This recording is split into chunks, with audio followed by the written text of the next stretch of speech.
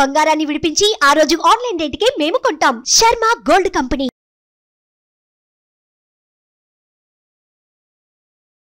నమస్తే, welcome to Suman TV. నేను మీ యామ్ని. ప్రస్తుతం మనతో ఉన్నారు ప్రముఖ ఆధ్యాత్మికవేత్త డాక్టర్ అనంతలక్ష్మి గారు ఉన్నారు. అమ్మని అడిగి మనకి ఉన్న సందేహాలు అనేది అడిగి తెలుసుకుందాం. నమస్తే అమ్మ. నమస్తే అమ్మ. అమ్మ, ఇప్పుడు మనం శివుడికి అభిషేకం చేస్తూ ఉంటాం అన్ని రకాలతో. అయితే అది చూసిన వాళ్ళు కొంతమంది ఏమంటున్నారంటే పేదవాళ్ళకి దానం ఇవ్వచ్చుగా ఇలా అభిషేకం చేసే బదులు అంటూ ఉంటారు. సో దీని మీద మీ అభిప్రాయం ఏంటి? నిజమేనమ్మా, పేదవాళ్ళకి ఇవ్వాలి, అందులో అనుమానం ఏం లేదు. శివుడికి అభిషేకం చేసే పాలే ఇవ్వాలా? రాజకీయ నాయకుల కటౌట్లకి, సినిమా యాక్టర్ల కటౌట్లకి చేసేటటువంటి పాలు ఇవ్వక్కర్లేదా? అంతే కదా ఏమ్మా? అప్పుడు రాదేమిటి ప్రశ్న? అప్పుడు నోరు ఎందుకు ఎత్తారు? ఇప్పుడు నేను ఈ మాట అన్నానని చాలా మందికి నా మీద కోపం వచ్చి మీ కింద దీని కింద బోల్డ్ ట్రాలింగ్ కూడా పెడతారు, నాకు అనుమానం ఏం లేదు. కానీ నా ప్రశ్నకి సమాధానం చెప్పిన తర్వాత వాళ్ళు ఏదైనా అనొచ్చు. శివుడికి అభిషేకం చేసినప్పుడు మాత్రమే అభ్యంతరం వస్తోంది. ఎందుకు ఇది? ఎందుకు? దీనికి సమాధానం కావాలి. కావాలి. ఇతరమైనటువంటి వాటికి ఎందుకు రాదు? దీపావళికి టపాకాయలు వెలిగిస్తేనే అభ్యంతరం వస్తోంది. రాజకీయ నాయకులు కానీ ఒక గూండా కానీ జైలు నుంచి విడుదలైతే టపాకాయలతో ఆహ్వానం పలుకుతారు. అప్పుడు టపాకాయల గురించిన ప్రశ్న ఎందుకు రాదు? అంటే నేనేదో ఒక మతాన్ని, ఒక పద్ధతిని సపోర్ట్ చేస్తూ మాట్లాడుతున్నానని కాదు. ఒక మాట మాట్లాడేటప్పుడు దానికి సంబంధించిన సమగ్రమైనటువంటి దృష్టితో మాట్లాడటం బాగుంటుంది. అప్పుడు కూడా వారు మాట్లాడుంటే ఇప్పుడు వీళ్ళు మాట్లాడిన దాన్ని నేను సపోర్ట్ చేస్తాను. ఏమంటారమ్మా? ఇది నా వ్యక్తిగతమైనటువంటి అభిప్రాయం. ఇందులో లాజిక్ ఉందని నేను అనుకుంటున్నాను. లాజిక్ ఉందమ్మా, కరెక్ట్ గానే ఇప్పుడు ఉందని అనుకుంటున్నాను. ఒక్క సందర్భంలోనే అభ్యంతరాలు వ్యక్తం చేసి మిగిలిన సందర్భాల్లో ఎందుకు వ్యక్తం చేయటం లేదు అన్నది నా ప్రశ్న. సమాధానం చెప్పిన తర్వాత ఎందుకు శివుడికి అభిషేకం చేస్తారో కూడా చెప్తాను. నేను దీనికి సమాధానాన్ని ఆశిస్తున్నా. ఒకటి, ఎందుకు చేస్తారు అన్నది ఏమి అంటే, దీనికి ప్రముఖ ఆధ్యాత్మికవేత్త బ్రహ్మశ్రీ సామవేదం షణ్ముఖ శర్మ గారు ఒక చక్కని సమాధానం చెప్పారు. నేను ఆయన సమాధానాన్ని ఇక్కడ నేను కోట్ చేస్తున్నాను. మొక్క ఎండిపోయింది అంటే ఆకులు ఎండిపోయాయి, ఆకులకి పోస్తారా, మొదటికి పోస్తారా? మనం మొదలకే పోస్తూ ఉంటాం, అంతే కదా. ఈ సమాజానికి, సృష్టికి మూల కారణమైనటువంటి శివతత్వానికి మనం అభిషేకం చేసినట్టయితే, పాలు కానీ నీళ్లు కానీ ఏదైనా ఇచ్చినట్టయితే ఏమవుతుంది? అది వృక్షం అవుతుంది, పెరుగుతూ ఉంటుంది, అంతటికి వస్తుంది. ఇది వారు ఇచ్చినటువంటి సమాధానం అమ్మ. వారికి నమస్కారాలతో నేను మళ్ళీ దాన్నే ఇక్కడనే కోట్ చేస్తున్నాను.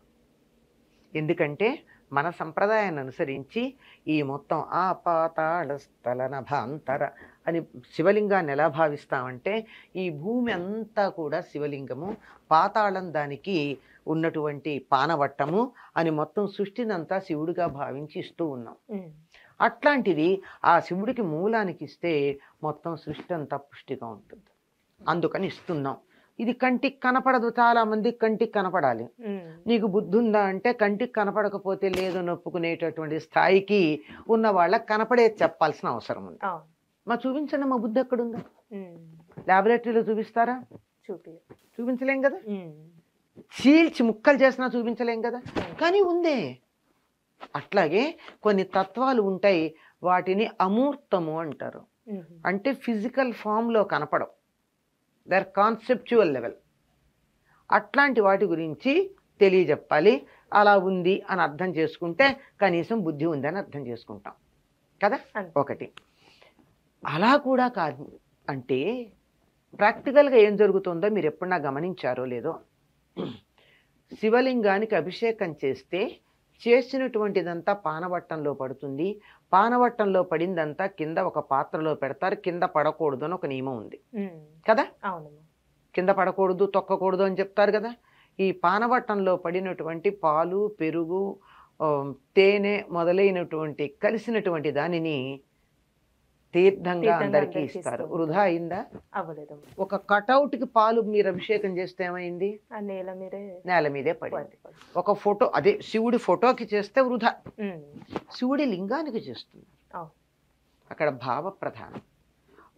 అది చేసేటప్పుడు మనం ఏ రకమైన శబ్దాలు ఉచ్చరిస్తున్నామో దాని ద్వారా వాతావరణం అంతా ప్యూరిఫై అవుతోందనేటటువంటి సంగతి సౌండ్ గురించి తెలిసినటువంటి వాళ్ళు చెప్పేటటువంటి మాట. ధ్వనులు, ధ్వని తరంగాల వల్ల వచ్చేటటువంటి ప్రభావాలు, వీటి గురించి పరిశోధన చేసినటువంటి వాళ్ళు చెప్పే మాట వల్ల అది ప్యూరిఫై అయిందని తెలుస్తోంది.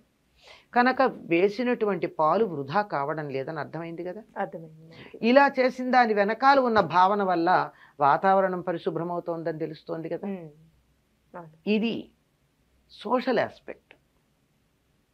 ఇంతకుముందు చెప్పింది అమూర్తం, కాన్సెప్చువల్ ఆస్పెక్ట్. ఇది సోషల్ ఆస్పెక్ట్. ఇంకా మీరు ప్యూర్లీ సైన్స్ గురించి మాట్లాడితే మనకు ఉన్నటువంటి శివలింగాలన్నీ రాళ్ళు. అవును. దానికి అభిషేకం చేసో మరొకటి చేసో ఏది చేసో అవి ఇరోజన్ అనేటటువంటి వాతావరణంలో ఉన్న గాలి వల్ల ఇరోజన్కి గురి అవుతూ ఉంటాయి. పగుళ్ళు వస్తాయి. మనొక స్తంభాన్ని పెట్టండి, 200-300 ఏళ్ల నాటి స్తంభం అయితే దానికి చిన్న చిన్న బీటలు వారుతాయి కదా గాలి వల్ల. అవి కాకుండా ఉండడానికి ఏం చేయాలి? దానికి కొంత తైలం కావాలి, ఆయిల్ కావాలి. మీరు దక్షిణాదికి గనక వెళ్ళినట్టయితే దేవాలయాలకు ఉండేటటువంటి రాళ్ళన్నింటి మీద కూడా సన్నని నూనె పూత ఉంటుంది. గమనిస్తే నున్నగా ఉంటాయి. ఏమిటంటే అవి ఈరోడ్ అయిపోకుండా, అంటే గాలికి పైనున్నటువంటి పొరల్లో ఉన్న రేణువులు పోయి దాని ఆకృతి పాడవకుండా ఉండడానికి. మరి శివలింగానికి అది ఏం చేస్తాం?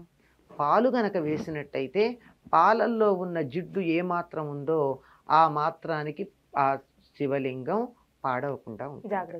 జాగ్రత్తగా ఇంటాక్ట్ ఉంటుంది, పడిపోకుండా.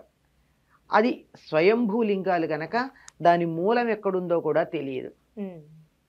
మనం పాతిందైతే కింద ఒక ఇది ఉంటుంది, యంత్రం ఉంటుంది, పైన ఉంటాయి. ఇవి స్వయంభూలైనప్పుడు లింగాలు చాలా వరకు స్వయంభూలింగాలే. అంచేత వాటి మొదలెక్కడుందో తెలియదు, వాటి కింద యంత్రాలు అవి ఉన్నాయో లేదో తెలియదు. ఇవి ఉండడం కోసం అట్లా చేయడం జరుగుతోంది.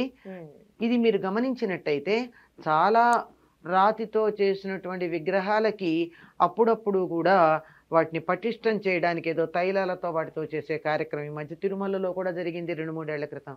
గమనించి ఉండాలి. ఇలాంటిది శివలింగానికి నిత్యం అభిషేకం చేయడం వల్ల జరుగుతుంది. ఈ మధ్య కాలంలో చాలా శివలింగాలకి పాలతో అభిషేకం చేయడం మానేశారు. ఎందుకు మానేశారంటే ప్యాకెట్ పాలు తీసుకొస్తున్నారు. ప్యాకెట్ పాలల్లో యూరియా ఉంటుంది. ఆ యూరియా ఉండడం కారణంగా ఆ పాలతో అభిషేకం చేస్తే శివలింగం కాస్త పాడవుతోంది. స్వచ్ఛమైన ఆవు పాలు మాత్రమే అభిషేకం చేయడానికి పనికొస్తాయి, మిగిలిన పనికిరావు. యూరియాతో ఉన్న పాలు మీరు అనుకున్న బీదలందరికీ కావలసినంత మందికి ఇవ్వండి. కటౌట్లకి వృధా చేసే పాలన్నీ ఆ బీద పిల్లలకి ఇచ్చి తర్వాత శివుడి గురించి మాట్లాడితే చాలా సంతోషంగా ఉంటుంది అని నేను అనుకుంటూ ఉన్నాను. ఇది ఈ అభిప్రాయం ఒకటి మాత్రం వ్యక్తిగతంగా నాది. మిగిలింది సోషల్ ఆస్పెక్ట్ కానీ సైన్స్ ఆస్పెక్ట్ కానీ నాది కాదు. అది ఆ శాస్త్రాలకు సంబంధించింది. ఇది నా వ్యక్తిగత అభిప్రాయం. మీరు వ్యక్తిగత అభిప్రాయం అడిగారు కనుక చెప్పానమ్మా. చాలా చక్కగా తెలియజేశారమ్మా. ధన్యవాదాలు.